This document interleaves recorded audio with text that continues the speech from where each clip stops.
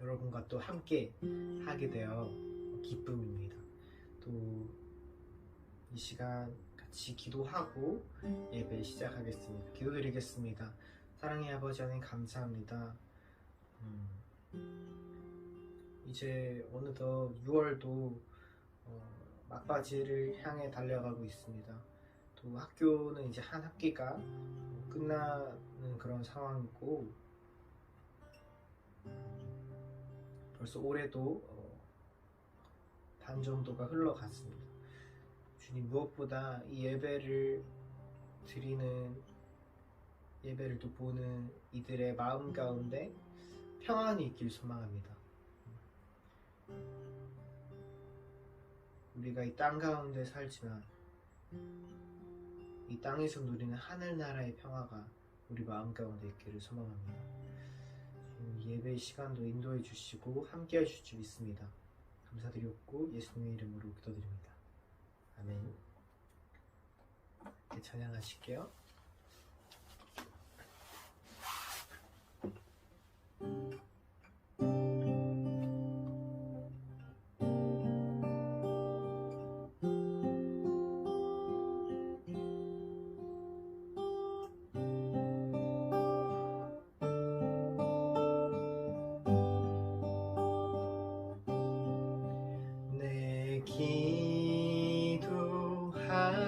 기도하는 그 시간, 그때가 가장 즐겁다. 이 세상 근심 걱정에 얽매인 나를 부르사 내 진정 소원 주 앞에 낱낱이 바로 아뢰어 큰 불행 당해 슬플 때 나 위로받게 하시네. 내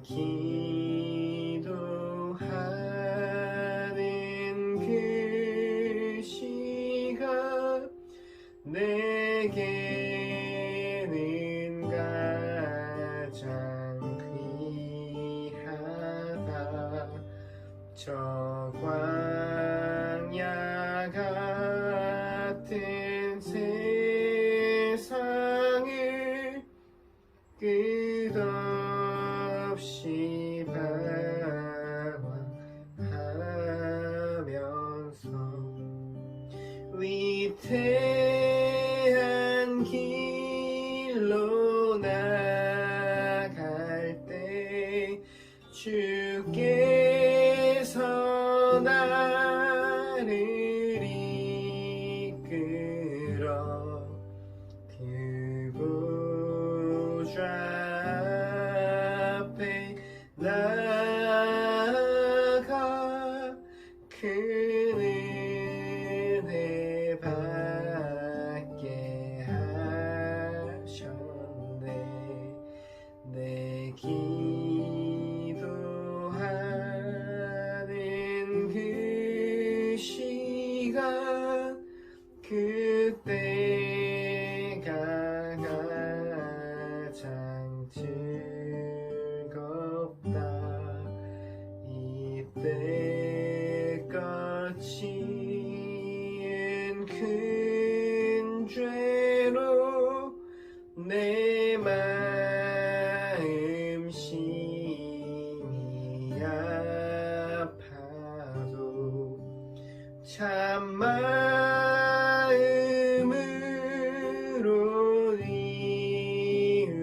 뉘우쳐 다 숨김없이 아뢰며 주 나를 위해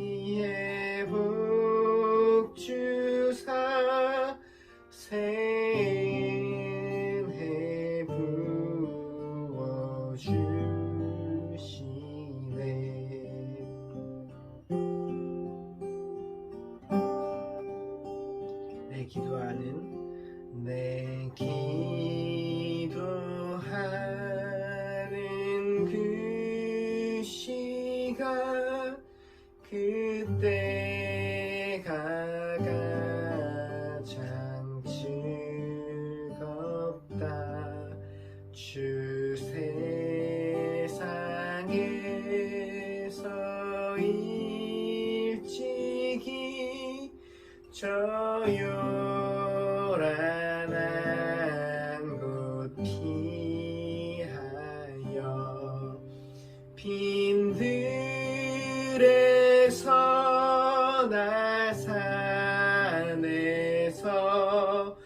온 밤을 세워 지내사 주 예수 친히 기도로 큰 본을 보여주셨네.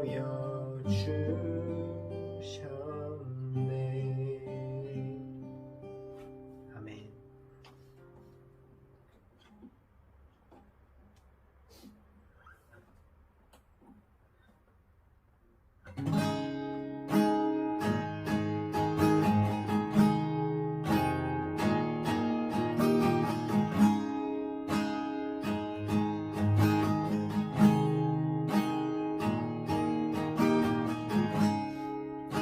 나 위에 이 땅에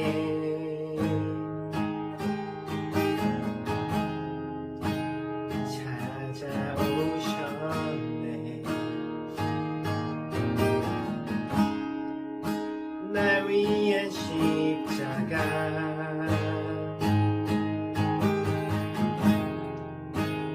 지고 가셨네.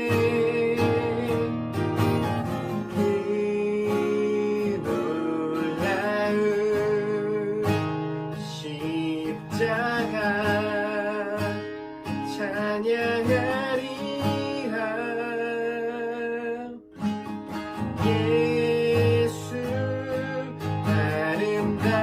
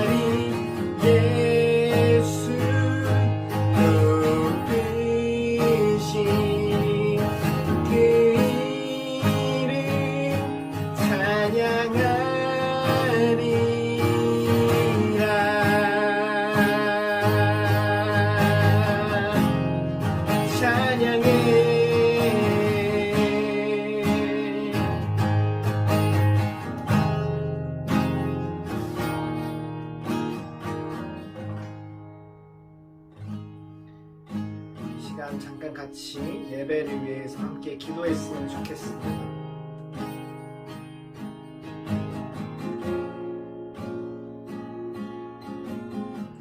우리를 위해서 십자가에 달려 죽으신 예수님, 그리고 부활하신 주님, 그분의 죽음과 부활이 오늘날 이 삶을 살아가는 우리들의 소망이 됨을 믿습니다. 그 소망 가지고 사는 자들답게 우리가 살아갈 수 있도록, 그리고 또 이 시간 예배를 위해서 같이 함께 기도했으면 좋겠습니다. 같이 기도드리겠습니다. 사랑의 아버지, 감사합니다. 주님께서 달려서 죽으신 그 십자가와 그 예수 그리스도의 부활이 우리 소망이 됨을 고백합니다. 주님, 도저히 소망 없어 보이는 이 세상 가운데, 도저히 소망이 없어 보이는 이 세상 가운데 주님, 우리가 변치 않는 소망, 참된 소망, 유일한 소망 되신 예수 그리스도 한 분 붙들면서 살아갈 수 있게 도와주세요. 주님, 우리 모든 허물과 모든 연약함들 주님 앞에 내려놓고 나아가니 주님, 우리를 씻어주시고 새롭게 해주시옵소서. 주님, 그리하여서 주님, 정말 주님의 나라, 그 주님의 나라 기대하는 정말 영원한 소망 가진 자들로 살아가게 인도해 주시옵소서.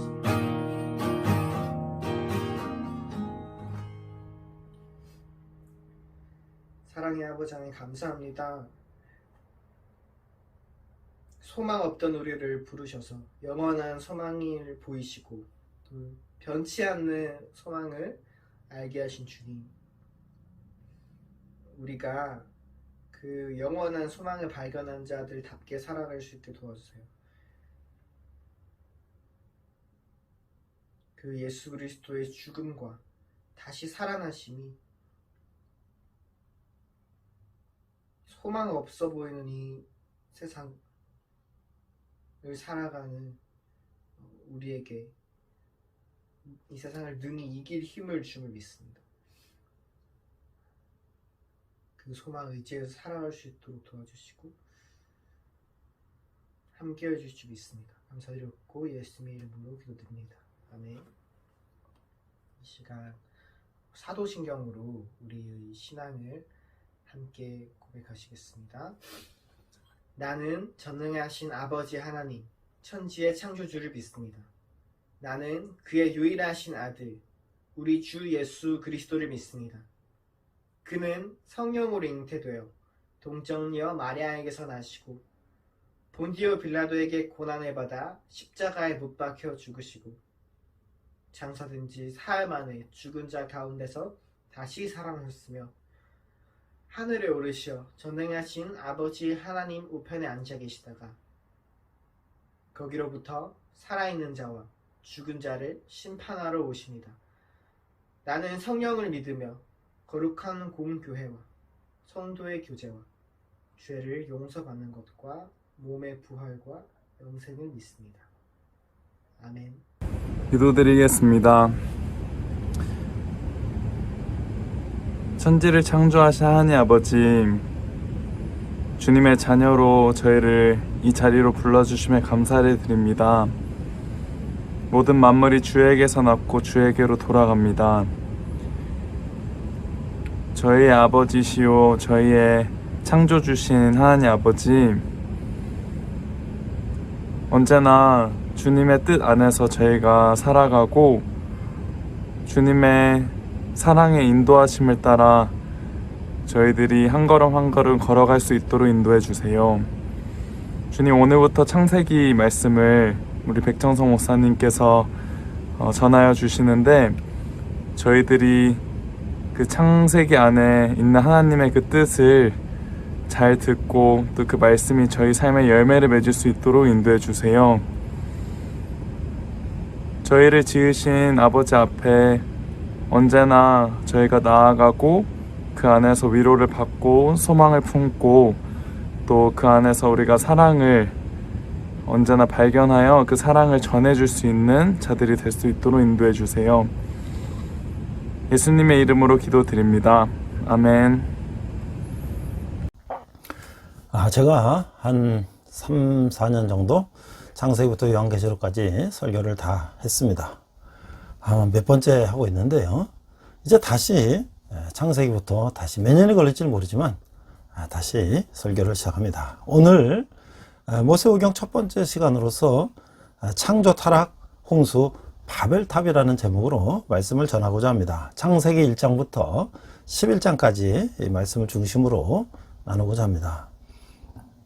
오늘 본문은요, 창세기 1장 1절 자막으로 우리 한글과 그 다음에 NASB 영어 성경을 한번 짧은 문장이니까요, 한번 읽어보도록 하겠습니다. 창세기 1장 1절, 태초에 하나님이 천지를 창조하시느니라.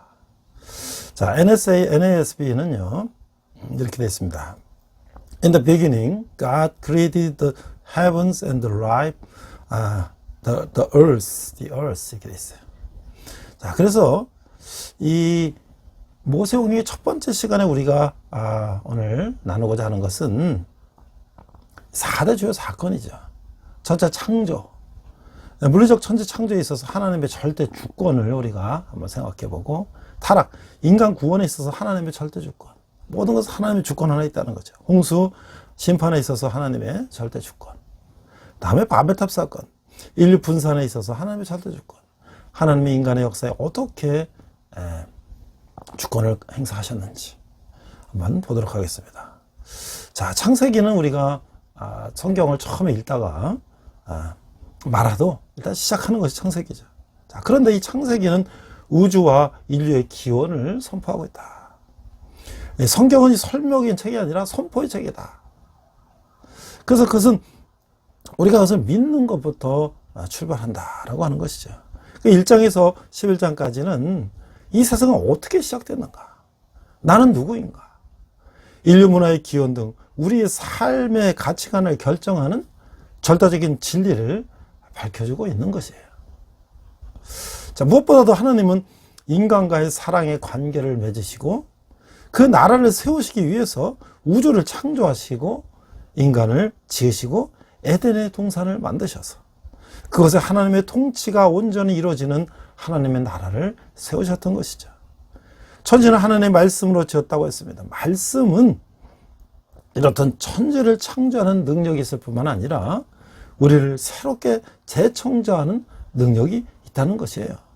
자, 히브리서 4장 12절 13절에 보니까 12절 하나님의 말씀은 살아있고 활력이 있어 좌우의 날선 어느 검보다도 예리하여 혼과 영과 및 관절과 골수를 찔러 쪼개기까지 하며 또 마음의 생각과 뜻을 판단하나니 13절 지으신 것이 하나도 그 앞에서 나타나지 않음이 없고 우리의 결산을 받으실 이의 눈앞에 만물이 벌거벗은 것 같이 드러나느니라. 자, 이게 1장부터 이 11장까지는요 그 연대를 할 수가 없죠. 그 기간 동안에 인간 역사를 이뤄갈 그 네 가지는 그 엄청난 그 사건이 발생했던 것이에요.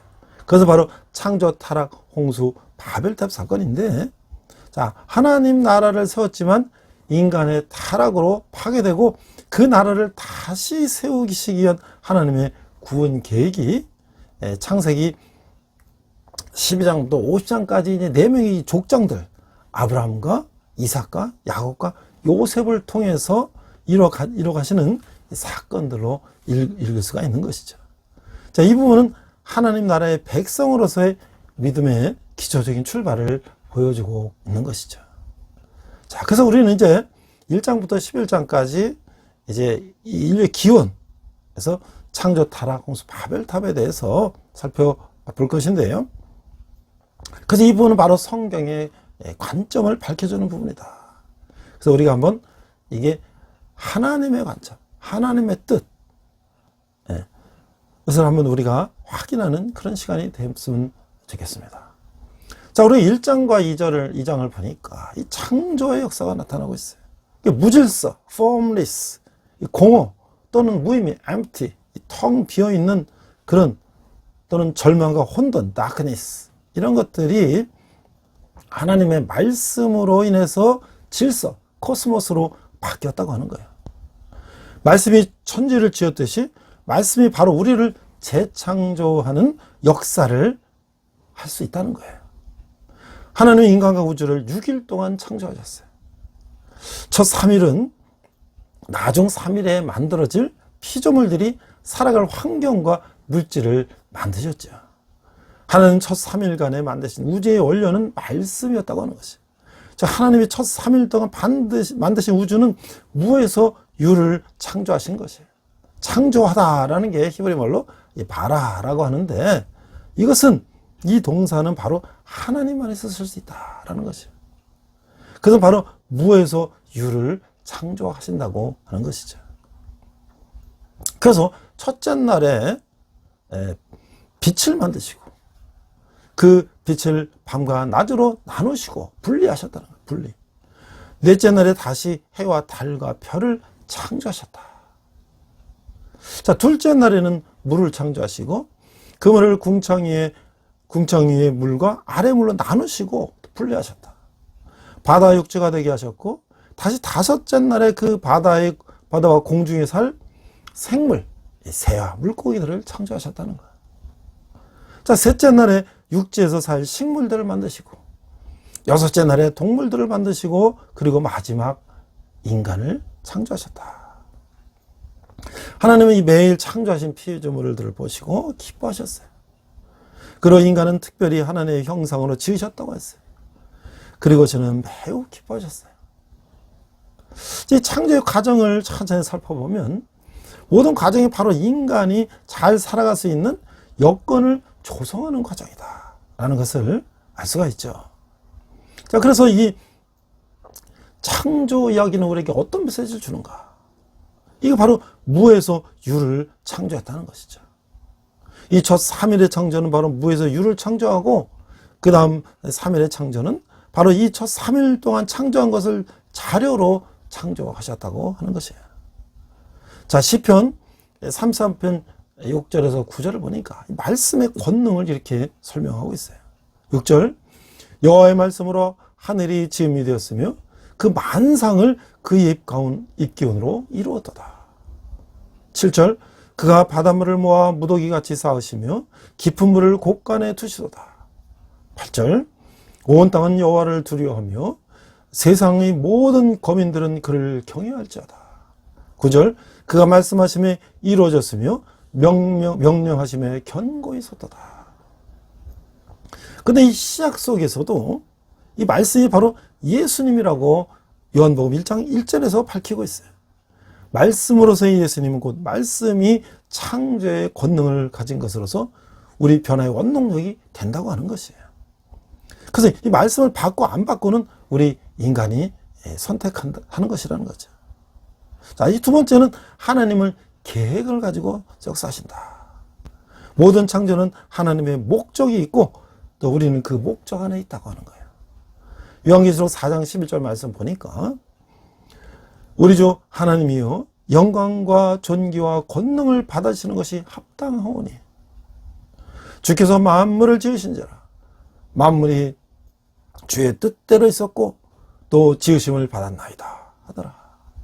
자, 인간은 바로 그 계획 안에 있어야 하고 그 계획은 인정하고 받아들여야 행복하다고 하는 것이에요. 그 계획은 바로 에덴의 환경을 말하는 것이죠. 물고기는 물에서 살아야 하고 고기는 바다에서 살아야 되는 것처럼 말이에요. 그래서 전도서 12장 7절에 보니까 흙은 여전히 땅으로 돌아가고 영은 그것을 주신 하나님께로 돌아가기 전에 기억하라. 이런 환경, 하나님의 계획 안에 하나님의 목적으로 이 환경을 인간이 바꾸려 한 것이 바로 인간이 불행해지는 근원이 됐다는 거예요. 현대 과학에서 유전자 조작, GMO라고 그러죠? 유전자 조작, 여러 가지 콩이라든지 이런 것들을 이제 만들어서 생산량을 늘리려고 하는데 이게 바로 인간이 하나님의 목적, 하나님의 계획을 바꾸려고 한다는 것이에요.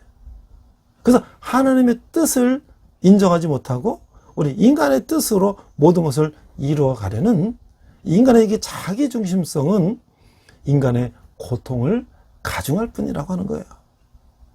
자, 하나님이 천창조의 메시지 세 번째는 이름을 지으다. 이름을 지으시다. 자, 모든 것에 대해서 하나님이 정의를 내린다는 사실을 우리는 알아야 하는 것이죠. 이것도 하나님의 뜻을 말하는 것이에요. 이것 사람이 자꾸 바꾸려 한다는 것이죠. 인간이 다시 자기를 편에 유리하도록 그 정의를 바꾸려고 하고 있다는 거야. 자, 예를 들면 이 거짓말은 거짓말뿐인데 그래서 어떨 때는 상상력이 풍부하다는 것으로 미화하거나 또 이 재정의한다는 거예요. 그래서 엄격한 의미에서 창조의 원리를 어기는 일이라고 하는 것이죠.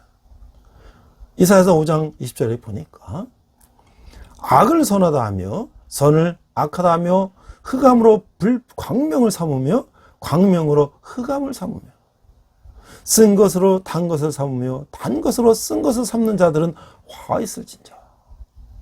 인간이 인간의 생각으로 하나님의 창조 섭리를 바꾸려 한다는 것은 화가 있을 것이다 라고 말씀하고 있는 것이에요. 자, 이 네 번째는 창조의 메시지 네 번째는 하나님이 이제 분리, 구별하신다는 거예요.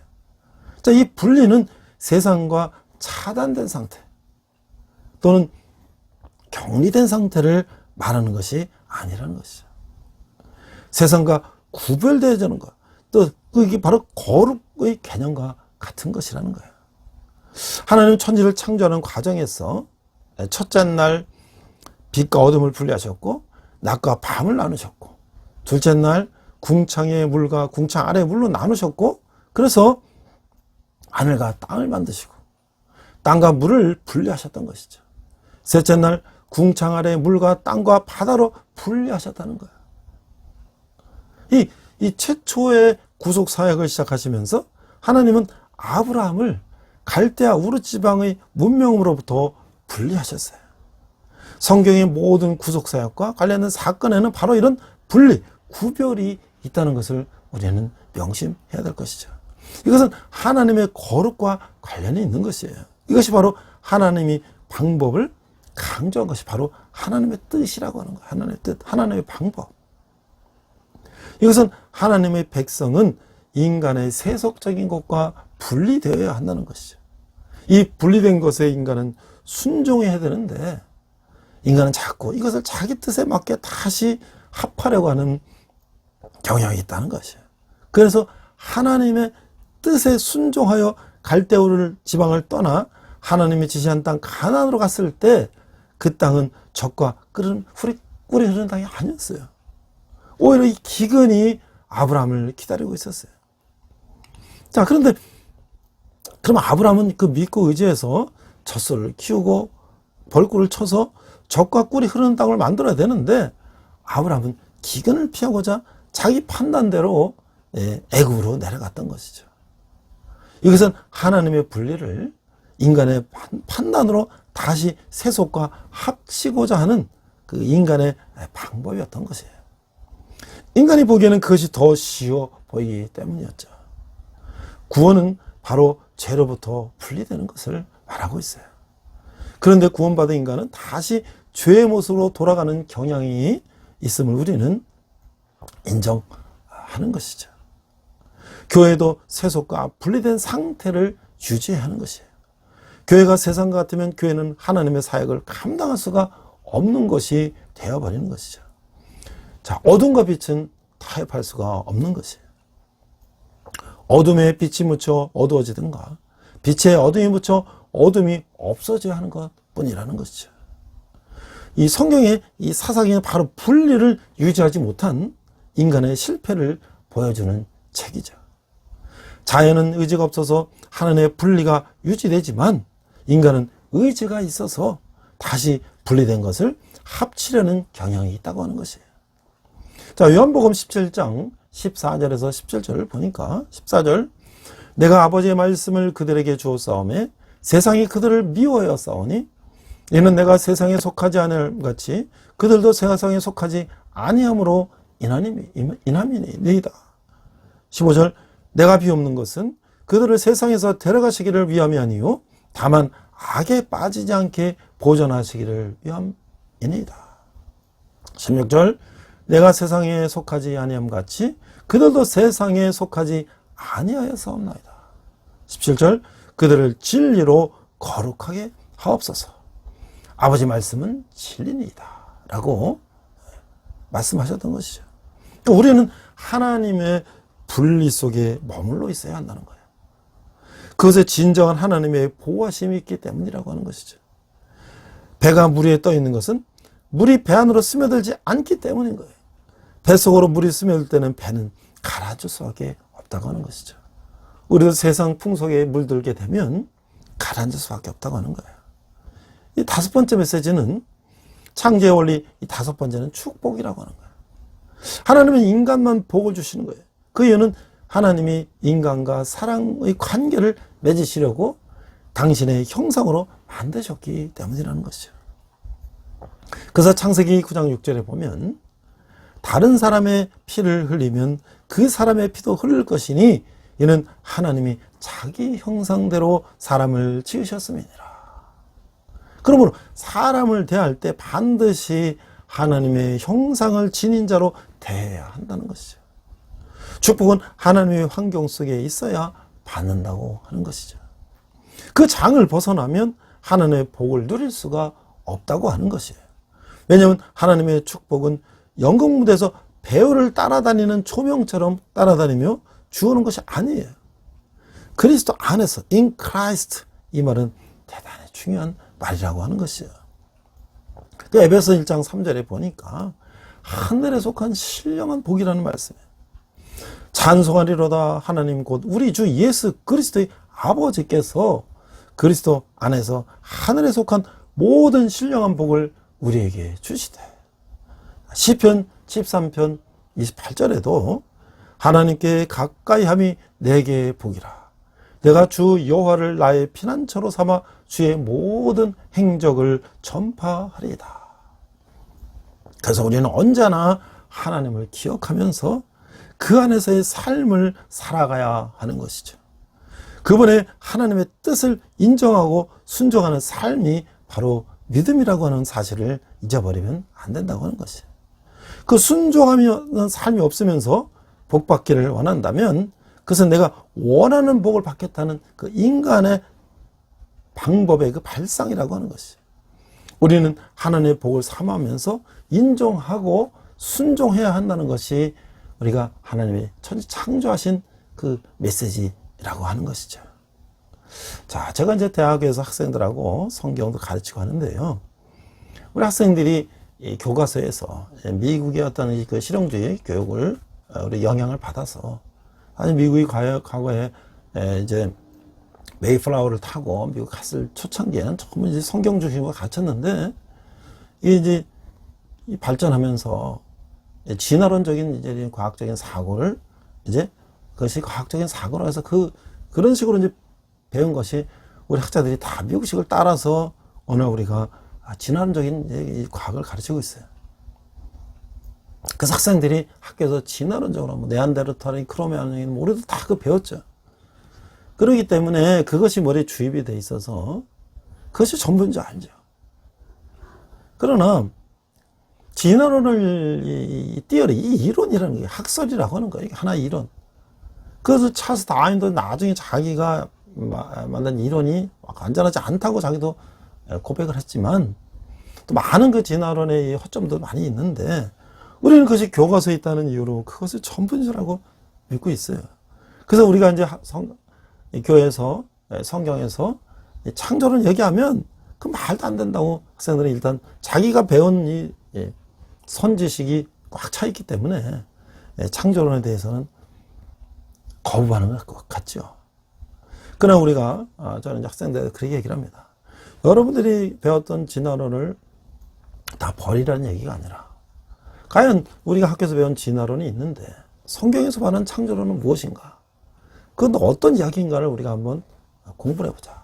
이렇게 이야기를 해서 창조론을 같이 연구하고 또 창조과학 연구하는 많은 이제 학자들의 연구들을 보면서 이게 이 창조론이라는 게 그냥 하나의 허구적인 그냥 옛날 이야기가 아니라 이것이 하나의 우리 인간 역사를 오히려 진화론보다 더 정확하게 설명하고 있다는 것을 깨닫게 되는 것이죠. 그래서 우리는 우리가 그냥 우연히 진화돼서 태어났다. 뭐 설명할 수가 없으니까 그렇게 이제 진화론 설명하고 있죠. 그래서 그것이 바로 뭐냐면 이 진화론자들은 원숭이가 우리의 조상이라고 하는 거예요. 그래서 그것이 원숭이가 진화가 돼서 유인원, 원숭이가 사람의 중간 형태가 돼서 나중에 인간이 됐다. 근데 이것이 얼마나 허무맹랑한 얘기예요. 그러면 내 조상 올라가면 내가 아주 그 위에 조상이 원숭이였단 말이에요. 그러니까 우리가 이게 학교에서 배우는 이 과학, 특히 이 생물학의 이 진화론이 전부 이런 식으로 가르치고 있다는 거야. 그래서 이것을 우리가 좀 더 진화론과 창조론을 병행해서 가르친다면 사고의 폭이 넓을 수가 있고 또 우리가 새로운 어떤 창조 질서에 대해 이해할 수가 있는데 예를 들어서 진화론은 적어도 한 종에서 다른 종으로 진화했던 사실을 입증할 연골고리 화석이 발견되지 않고 있다. 이것만으로도 이 과학도 논리도 아니라는 것이 이 창조론자들의 이야기예요. 그 성경은 이 부분을 이미 종류대로 만드셨다고 단언하고 있어요. 그러니까 진화는 한 종에서 다른 종으로 발전했다고 말을 하고 있죠.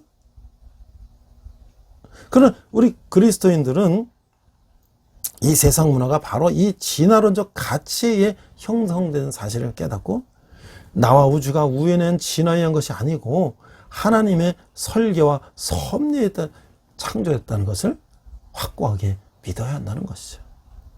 그래서 바로 이 세상의 내 삶의 주인은 하나님이시며 나는 하나님의 설계와 목적에 지금 이 세상에 존재하고 있다는 믿음으로 연결되며 바른 순종의 삶을 살아갈 수 있다고 하는 것이죠.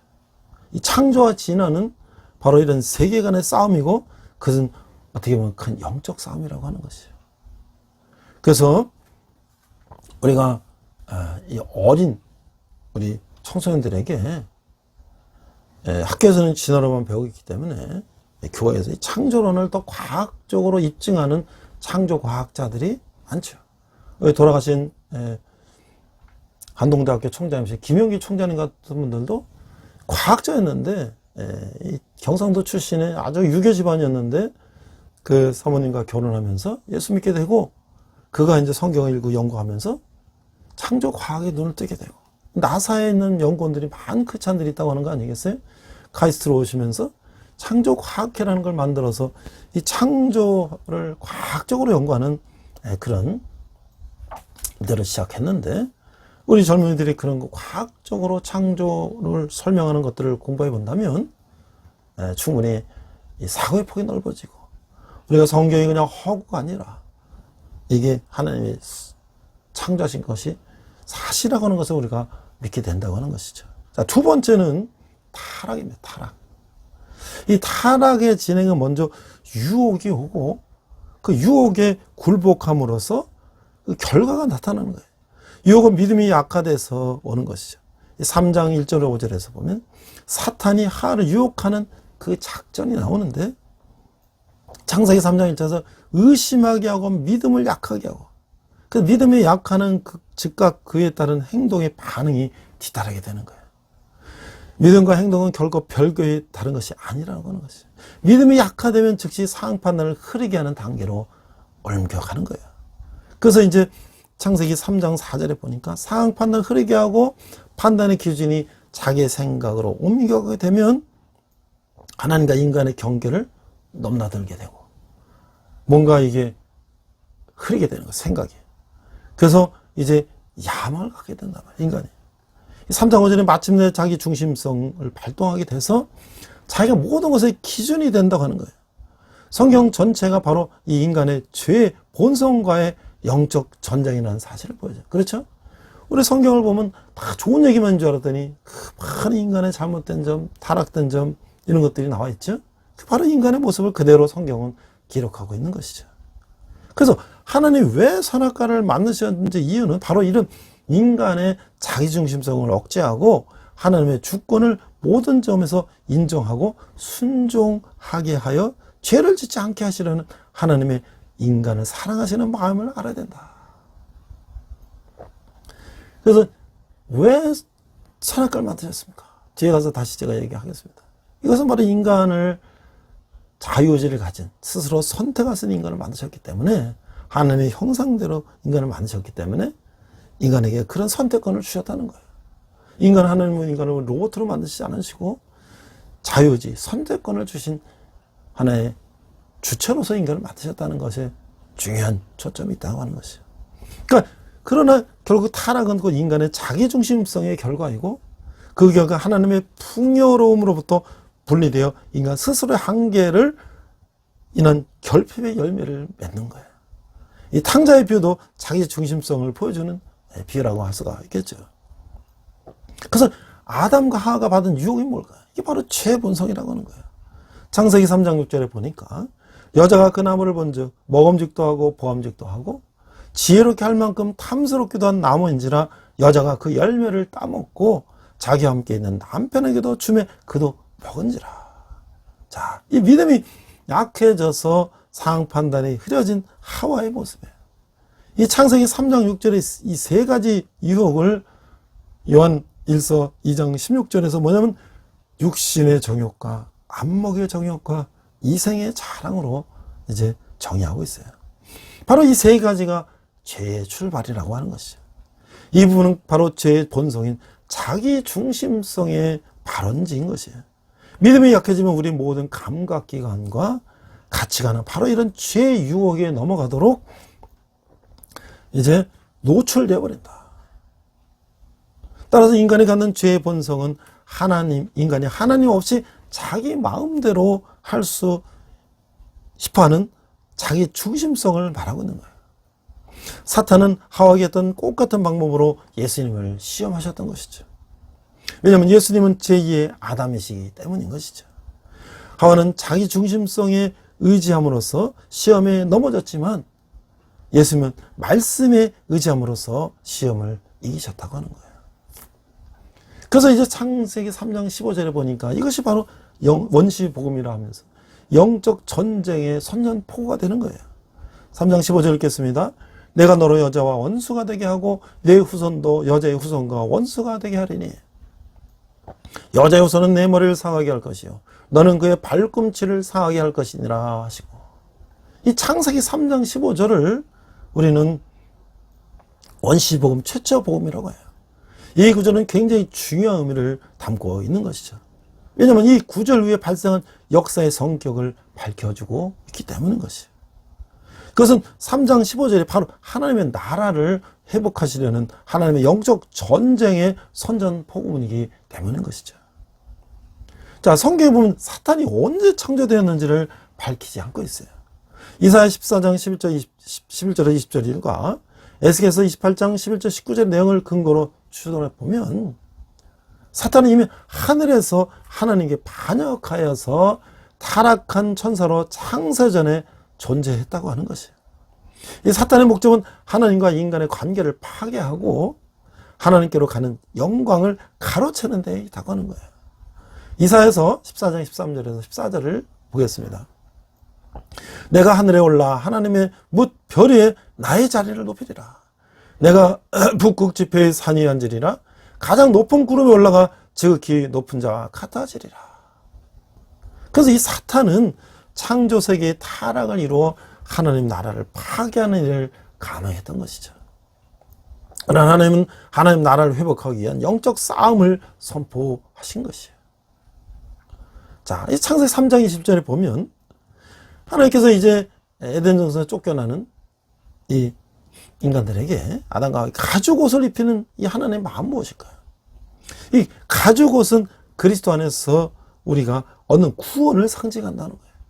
가죽을 만들기 위해서는 짐승을 죽여야 되죠. 피를 흘려야 하고 이 죄인 때문에 죄 없는 생명이 희생되어야 된다는 거예요.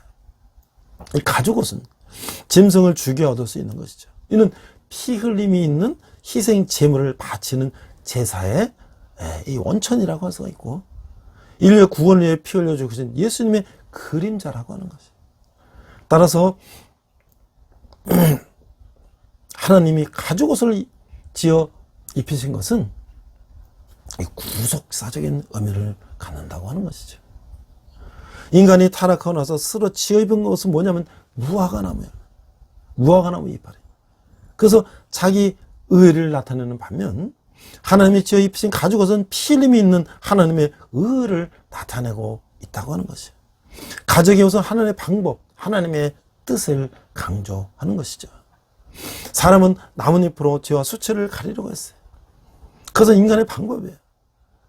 가죽 옷을 입히는 것은 하나님의 방법이요 하나님의 해결책인 것이에요. 하나님의 방법을, 즉 하나님의 통치하심을 나타내시는 하나님의 마음이라고 하는 것이죠. 방주를 직접 설계하시고 방향타와 동력을 달아주지 않으시는 이유와 같다고 하는 거예요. 성막을 직접 설계하시는 하나님의 마음도 같은 마음이라고 하는 것이죠. 하나님의 뜻이 이루어지기를 원하시는 하나님은 죄를 범한 인간에게 무화과나무 잎이 아니라 가죽 옷을 입히는 것은 이 하나님의 방법으로 하신 것이고, 이 가죽은 피 흘림을 전제하고 있기 때문에 이 죄를 용서하신다는 것은 피 흘림이 있어야 한다는 것이죠. 여기서도 하나님의 나라의 의미를 우리는 찾아야 한다고 하는 것이죠. 자, 이제 우리가 세 번째는 뭐냐면 홍수 심판을 이제 얘기할 수가 있죠. 노아의 상은 어떤가? 창세기 6장 5절에 보니까 여호와께서 사람의 죄악이 세상에 가득함과 그의 마음으로 생각하는 모든 계획이 항상 악할 뿐임을 보시고, 이 5절에 인간의 생각 악하다고 했어요. 이 말은 인간의 자기중심성이 극에 달했다는 거예요. 이 하나님의 아들이라고 하는 존재들은 베드로서 2장 4절 또는 유다서 6절에 나오는데, 이 범죄한 천사이거나 아니면 하나님을 모르는 가인의 후손들과 결혼한 셋의 후손들을 가리킨다고 추정되고 있어요. 이들의 타락성은 하나님의 법칙, 즉 하나님의 뜻이 전혀 이루어지지 않고 오직 자기 중심적인 인간의 방법만 가득한 폭력과 부패로 일관된 악한 상이었고, 하나님도 이들을 지으셨음을 한탄할 정도였다는 거예요. 그 정도면 하나님의 인내의 한계를 넘은 것으로 심판을 초래할 수밖에 없다고 하는 것이죠. 예수님도 당시의 사회상을 노아의 시대에 견주어 한탄한 적이 있죠. 자, 그들이 날이 120년이 되리라는 이 2절의 말씀은 인간의 생명을 120년으로 제한했다고 해석한 사람도 있고, 홍수가 일어나기까지 남은 시간이라고 보는 사람도 있는데, 대개 한 120년 동안 노아가 방주를 졌다라는 것으로 이제 이해를 하고 있죠. 이제 방주를 주시고 무지개로 언약을 삼으시고 구원하시는 하나님. 그 노아가 당대의 의인이라고 한 것은 이 8절에서 보면 노아는 하나님이 자기의 명하신 것을 그대로 준행하는 사람이다. 하나님은 바로 그 노아를 부르시고 그를 통해 하나님의 나라의 회복의 역사를 이루시기 위해 그에게 방주를 줘 구원의 길을 열어주셨다고 하는 것이죠. 그런데 방주를 노아가 알아서 짓게 하지 않고 하나님이 직접 설계해 주시는 것을 보게 되죠. 그래서 배에 써야 할 동력에는 동력 엔진과 방향타가 다르지 않았어요. 노아는 무려 372일간을 방주에서 보냈던 것이죠. 40일 주야를 하늘에서 비가 쏟아지고 천둥 번개가 치며 지각이 변동될 정도로 큰 깊은 샘들이 터지는 상황을 한번 우리가 상상을 해보세요. 우리가 천둥 치고 이 태풍 불 때도 겁이 나는데 이 천지가 어떻게 되는지 모르는데 이런 상황에서 만약에 거기 엔진과 방향타가 있었다면 우리는 자기가 해보려고 어떻게 하나님보다 자기가 해보려고 하겠죠. 자기 중심적으로 뭘 해보려고 하겠죠. 그러나 하나님 명하신 대로 다 준행한 노아는 모든 것을 직접 하나님께서 책임져 주셨고 노아는 하나님 방주에 타라면 타고 나와라고 나왔어요. 이것이 바로 하나님의 뜻에 대한 인간의 순종이라고 하는 것이에요. 여기 하나님 나라가 이루어지는 것이 노아의 홍수 이야기는 처음 창조를 취소하시고 다시 재창조를 하는 것과 같다고 하는 것이에요. 그래서 창세기 1장 2절에 보면 하나님이 신이 수면에 운행한 것과 홍수의 모습은 같은 모습이다 라고 말할 수가 있다는 것이에요. 창세기 1장 28절에서는 1장과 2장의 원래 창조의 내용들이 9장 1절에서 7절에 나타나는 것은 재창조를 나타나는 의미하는 것이라고 풀이하고 있다는 거예요. 하나님은 노아와 그 가족들에게 무지개를 보여주시면서 한 언약을 세웁니다. 그것은 다시는 물론 인간을 심판하지 않는다는 약속이 것이죠. 이 약속은 우주적 성격을 가지고 있는 거예요. 그래서 이제 9절에 10절에 보면 이제 노아의 자손들은 각자 흩어져 번성하기 시작하는 거예요. 그래서 노아의 자손들이 이제 함셈 야벳이 이제 퍼져나가는데 야벳 자손을 우리는 유라시아인, 유럽과 아시아 경계 이쪽 유럽 쪽에 그다음에 함을 아프리카 지중해 쪽, 그다음에 셈을 이제 히브리인 이런 쪽으로 이제 그 번성시켜서 특히 이 셈족 히브리인들을 중심으로 언약 백성을 삼으시고 구원과 하나님 나라를 이루어가신다고 하는 거예요. 이 노아의 후손들이 민족의 기원이 된다고 성경은 말씀하고 있어요. 이제 마지막으로 우리는 바벨탑 사건을 한번 보도록 하겠습니다. 이 바벨이라는 것은 이 혼돈을 뜻하는 말이에요. 인간의 교만으로부터 시작된 하나님의 징계를 의미하는 거예요. 죄의 본성이 자기 중심성이라고 했어요. 다른 말로 그것은 곧 교만인 것이에요. 이 교만의 극치에 달하면 어떤 결과가 오나요?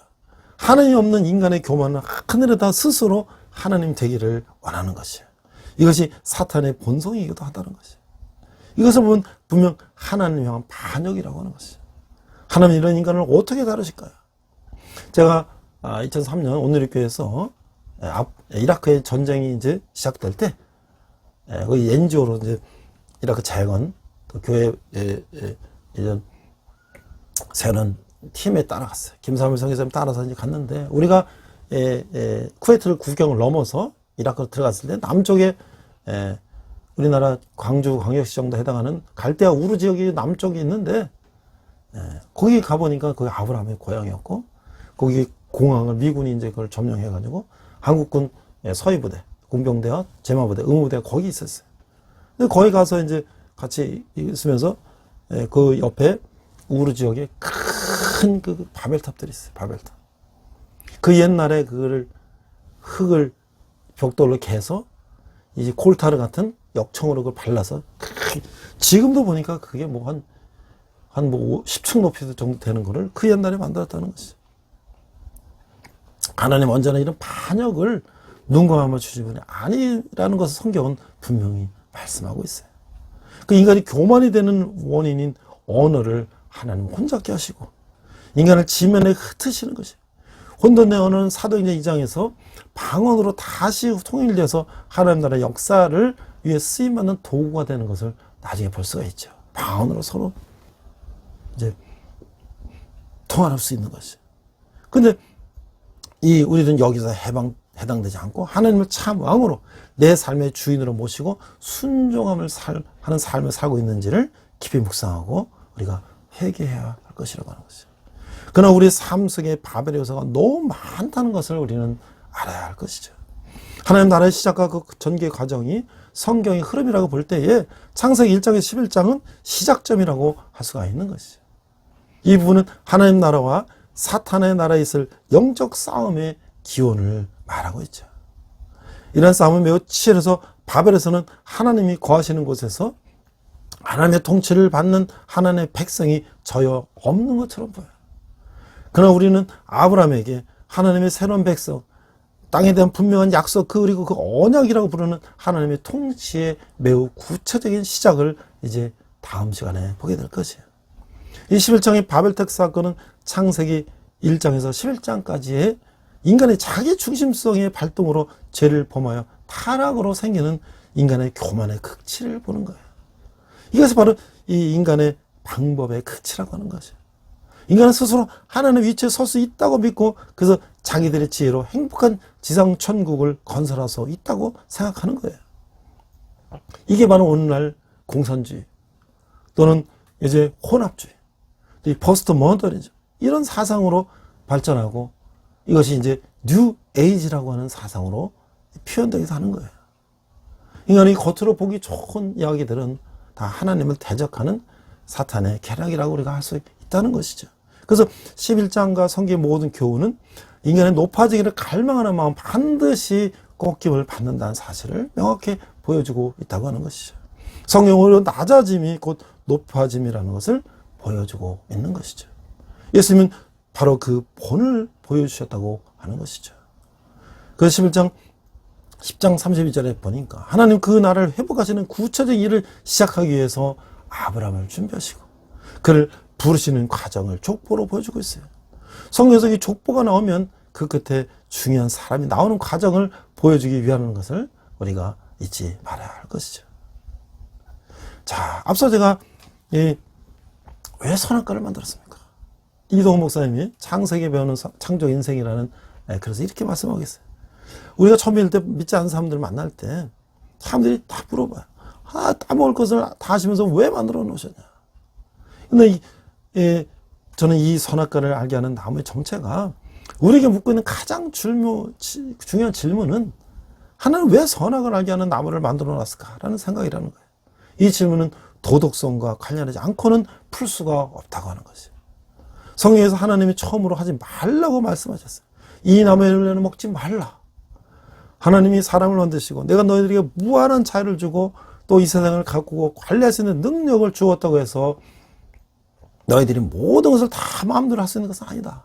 하지 말아야 할 것도 있다. 라고 말씀하시는 것 같다는 거예요. 그 상징이 바로 선악과 나무 사건이라고 하는 것이죠.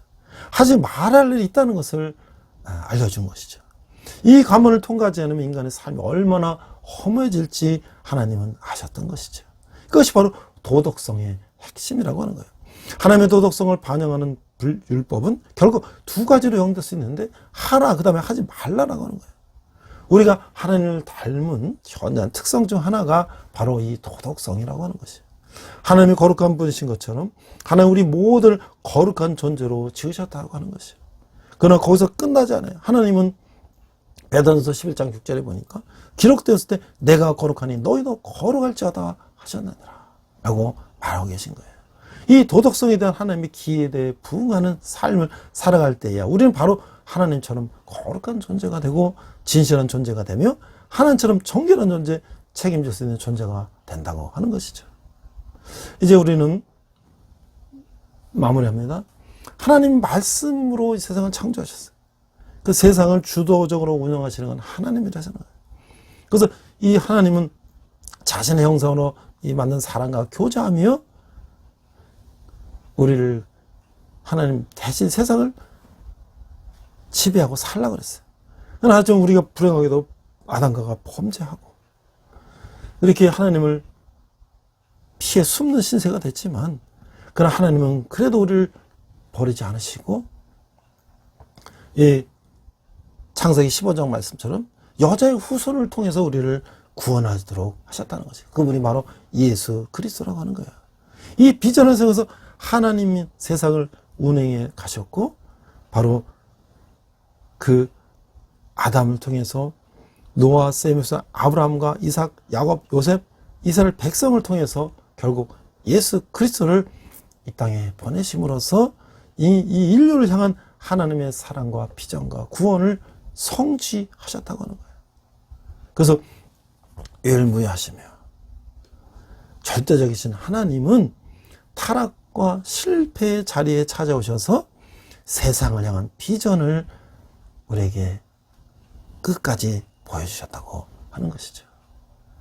우리가 이 창조, 타락, 홍수, 이 바벨탑 사건을 보면서 인간이 스스로 높아지려고 하는 이런 교만과, 그럼에도 불구하고 하나님의 우리의 인간에 대한 그 끝없는 사랑을 우리가 깨닫는 시간 되시기를 주님의 이름으로 축원합니다. 기도하겠습니다. 하나님 말씀 한마디로 세상을 보기에 심히 좋게 창조하셨습니다. 그리고 하나님은 자신의 형상으로 만든 사람과 교제하시며 그분의 대행자로 살도록 하셨어요. 하지만 불행하게도 아담과 하와의 하와 불순종했죠. 그래도 하나님은 세상과 인류를 창조하실 때의 소망을 포기하지 않으셨어요. 여자의 후손을 통해서 세상과 인류를 구원하셨던 것이었죠. 하나님 타락과 실패에 찾아오셔서 세상을 향한 비전을 끝까지 보여주신 것입니다. 우리가 인간의 뜻이 아니라 하나님의 뜻에 살 수 있도록 하여 주시옵소서. 감사드리며 예수님 이름으로 기도했습니다. 아멘. 시간 내게 있는 모든 것을 찬양하시면서 함께 헌금하시겠습니다.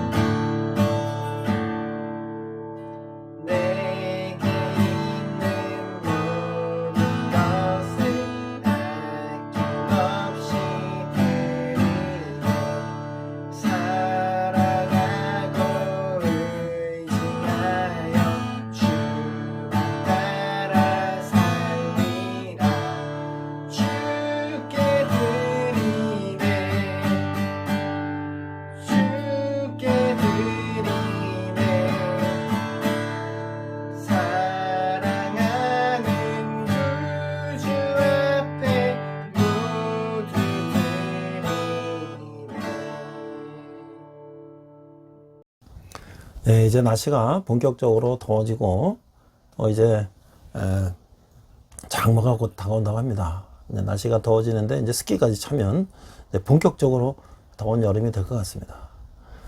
이제 대학생들은 이제 방학 기말 시험이 끝나고 이제 방학에 들어가고, 군대에 있는 형제들은 또 여름에도 계속 군대 생활을 하게 되는데, 먼저 첫째, 여러분들의 1만 원 후원, 청년들을 위한 선교 후원 작정하기 동참해 주시기 바랍니다. 그 밑에 댓글창에 계좌가 있는데요. 여러분들 한 분이 한 달에 10,000원씩만 계좌 이체해서 후원하신다면 우리 대학생들에게 붕어빵 전도하는데도 지원하고, 또 우리 군대에 있는 형제들에게도 예배에 오면 빵도 나눠주고 음료도 나눠주는데 기왕대 사용될 것입니다. 두 번째는 이제 여름방학이 되고 여름 휴가철이 되면 많은 곳에 이제 사람들이 이제 또 힐링하러 여행하고 이제 갈 것입니다. 또 저희도 이제 엘리마우스에서 이제 코로나가 이제 어느 정도 이제 완화가 되고 해서 이제 캠프도 좀 하고 이제 하려고 합니다. 그래서 이제 먼저 우리 학생들, 또 우리 목사님들, 또 우리 동역자들 그래서 함께 자연에서 기도하고, 또 거기 해수욕장 좋은 것도 구경하고, 또 농사도 체험하고 하는 힐링하는 시간을 갖고자 합니다. 여러분들 기도 후원 부탁드리고, 또 우리가 많은 분들이 함께 또 참여할 수 있는 그런 기회를 마련하고자 합니다. 제가 이제 동영상으로 그 농사되는 거, 또 제가 거기서 힐링하는 거 이런 것들을 자주 이제 나누고 있는데요.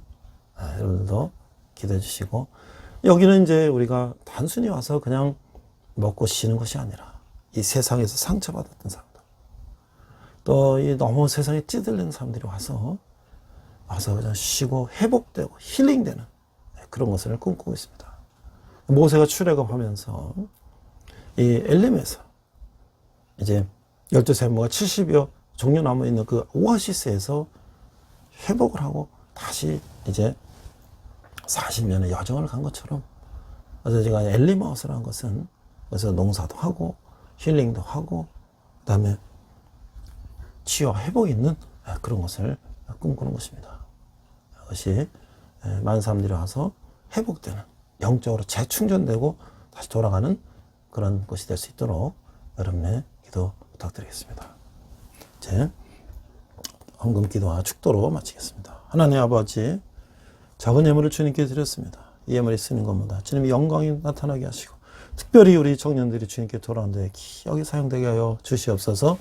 지금은 우리 주 예수 그리스도의 은혜와 하나님 아버지의 극진하신 사랑과 성령님의 감화 감동 역사하심이, 하나님이 천지를 창조하셨지만 인간의 이 교만함으로 타락과 이제 그런 방황 속에 있었지만, 그래도 하나님 우리를 끝까지 사랑하시고 우리를 회복시켜서 하나님의 자녀로 삼으신 것에 감격하며 하나님의 뜻을 따라 살기를 다짐하는 온라인 예배를 드리는 모든 성도들 위해, 열방의 백성들과 성의 사람들이, 특별히 북한에서 고통받는 북한 동포들 위해 지금부터 영원토록 함께 하시기를 간절히 축원합나이다.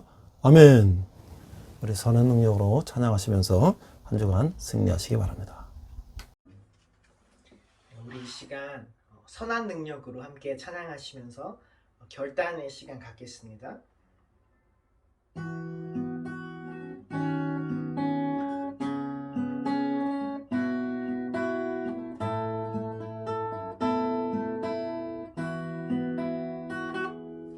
그 선한 힘에 고요히 감싸여 그 놀라운 평화를 누리며